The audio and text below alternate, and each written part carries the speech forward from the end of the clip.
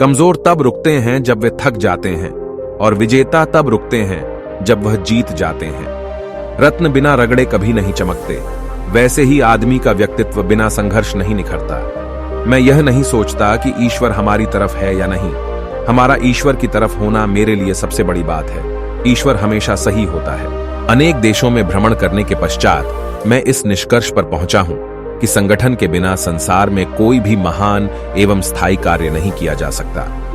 दुनिया में अधिकांश लोग इसलिए असफल हो जाते हैं क्योंकि विपरीत परिस्थितियां आने पर उनका साहस टूट जाता है और वह भयभीत हो जाते हैं। जिस क्षण मैंने ईश्वर को हर इंसान में बैठे महसूस किया है, उसी क्षण से मैं हर इंसान के सामने सम्मान से खड़ा होता हूं और उनमें ईश्वर को देखता हूं। यदि अच्छी चीजें आएं तो उनका स्वागत है, यदि वो जाती हैं तो भी उनका स्वागत है। जाने दो, जब वह आती है तो भी धन्य है, जब जाती हैं तो भी धन्य है। अपने अस्तित्व के कारक तत्व को समझो, उस पर विश्वास करो। भारत की चेतना उसकी संस्कृति है, अभय होकर इस संस्कृति का प्रचार करो।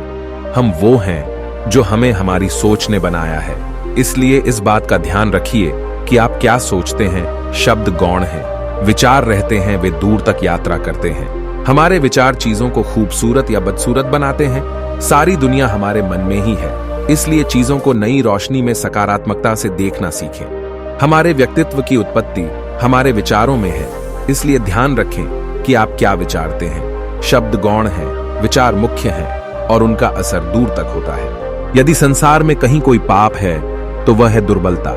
हमें हर प्रकार की कमजोरी या दुर्बलता को दूर करना चाहिए। दुर्बलता पाप है, दुर्बलता मृत्यु के समान है।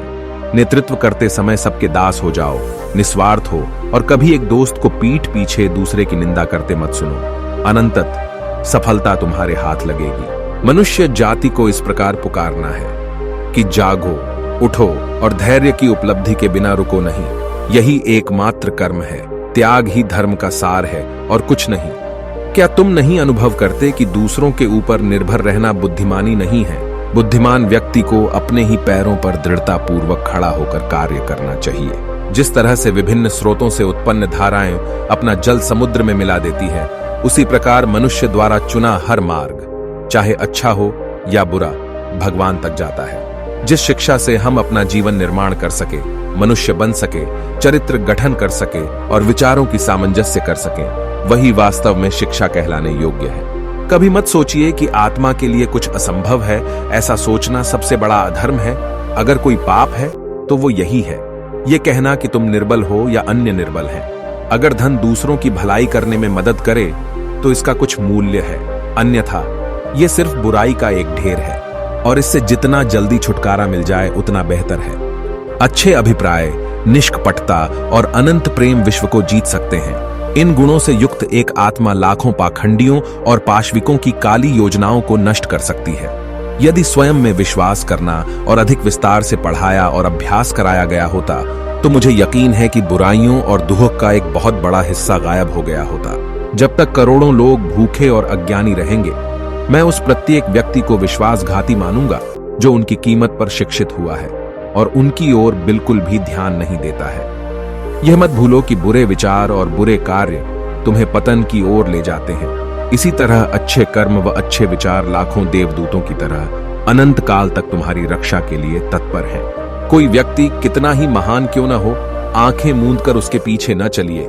यदि ईश्वर की ऐसी ही मंशा होती तो वह हर प्राणी को आंख, नाक, कान, मुंह, मस्तिष्क आदि क्यों देते?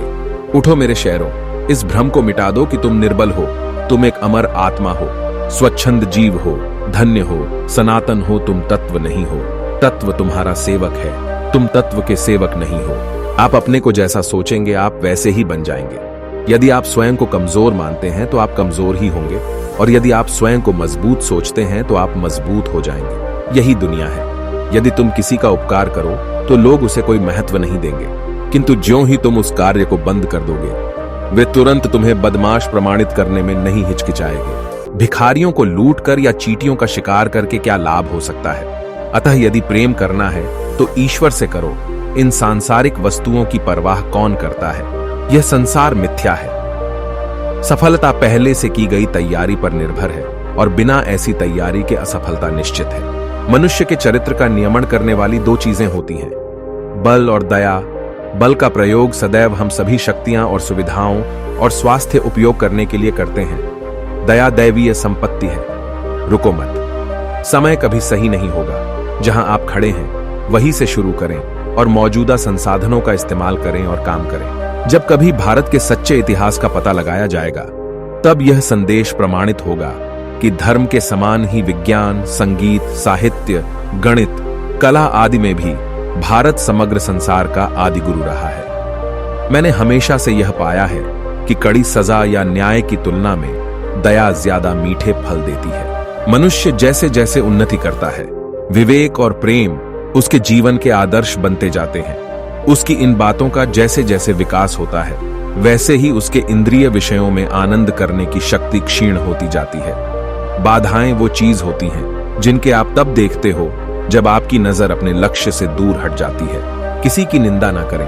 अगर आप मदद के लिए हाथ बढ़ा सकते हैं तो जरूर बढ़ाएं। अगर नहीं बढ़ा सकते तो अपने हाथ जोड़िए, अपने भाइयों को आशीर्वाद दीजिए और उन्हें उनके मार्ग पे जाने दीजिए। ये संसार एक बहुत बड़ी व्यायामशाला ही है जहां हम खुद को शक्तिशाली बनाने के लिए आते हैं। कानून मकड़जाल की तरह होता है। जब कोई कमजोर और बीमार फंसता है तो मारा जाता है, जबकि शक्तिशाली और बलवान जाल तोड़कर भाग जाता है। कानून मौत की तरह होना चाहिए जो किसी को ना बख्शे।